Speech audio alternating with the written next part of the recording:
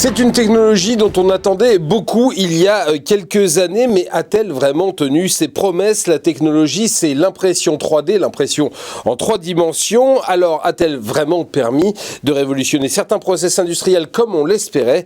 On va en parler tout de suite avec notre prochain invité. Et je suis avec Mickaël Lelouch, bonjour. Bonjour Jérôme. Vous êtes associé chez Creos, entreprise donc qui fabrique et qui distribue du matériel pour réaliser des impressions en 3D. Vous nous avez apporté plein d'exemples sur le plateau. Cette entreprise, elle existe depuis 2007. Vous devez être donc l'un des pionniers puisque c'était quelque chose dont on parlait beaucoup il y a quelques années, l'impression 3D. Maintenant, on en parle un peu moins. Est-ce que c'est parce que ça s'est banalisé ou est-ce que c'est parce que finalement ça n'a pas marché comme prévu ?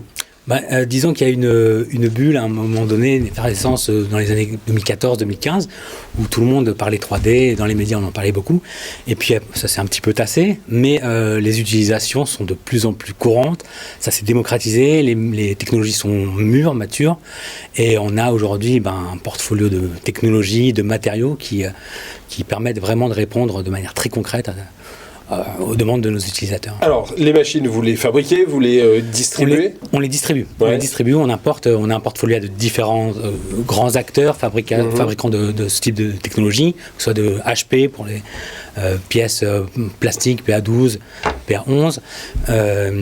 Ça sert à quoi, ça ? Alors là, par exemple, c'est une orthèse pour...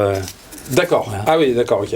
D'accord, ok, très bien. Donc ça, on peut le fabriquer carrément dans la pharmacie, quasiment. Ou chez le chirurgien orthopédique, ou à l'hôpital. Tout à fait. Il y a une phase juste avant, on scanne la main du patient, et puis après, c'est parfaitement adapté à la morphologie du patient, et puis donc on utilise ce type de matériau, c'est un PA11 par exemple. Il y a des prothèses dentaires, je vois. Voilà, le marché du dentaire, ça représente, par exemple, pour notre dernier exercice, 50% de notre chiffre d'affaires. On a réalisé 7 500 000 euros de chiffre d'affaires l'année dernière, et la moitié a été générée par les prothèses dentaires. Par le monde du dentaire. Donc c'est des praticiens, mais aussi des laboratoires dentaires. Également. Ça veut dire qu'il y a des secteurs qui ont plus vite adopté cette technologie que d'autres. Est-ce que c'est parce que c'était plus simple à adopter ? Parce que finalement, la prothèse dentaire, c'est quelque chose qu'on connaît et la machine est capable de reproduire. Et puis il y en a d'autres qui ont eu un peu plus de mal parce que on ne voyait pas encore bien l'intérêt.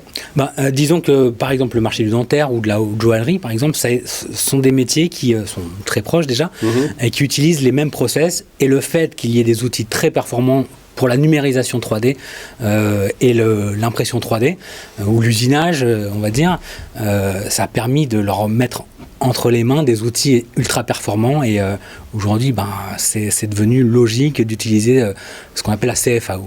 Alors aujourd'hui vous nous avez aussi apporté cette réplique, c'est quoi ? C'est le Parthénon d'Athènes qui est juste là ? Voilà, c'est la moitié, du Parthénon d'Athènes, il est en meilleur état que le vrai. Oui. Ça sert à quoi ça ? Au-delà de l'aspect décoratif et d'avoir une maquette.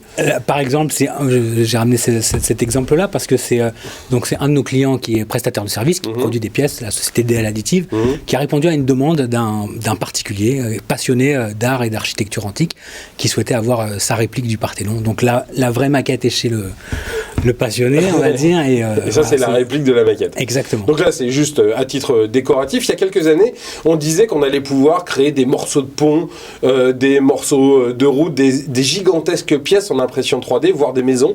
Est-ce que c'est le cas ? Est-ce que ça existe vraiment ? Ça existe vraiment. Il y a déjà eu plusieurs cas, même en Europe, en Asie, aux États-Unis, de sections de ponts, de maisons, d'habitations également. On ne propose pas chez Creos ce type de technologie, mais oui, ça se fait, et ça va être de plus en plus répandu. En revanche, ce que vous proposez et ce qui va avec finalement cette technologie, ce sont les services et les logiciels qui vont avec. Exactement. Donc nous, on a une équipe technique et commerciale, technique qui va nous aider à voir avec le client le projet, la faisabilité du projet, l'étude de coût.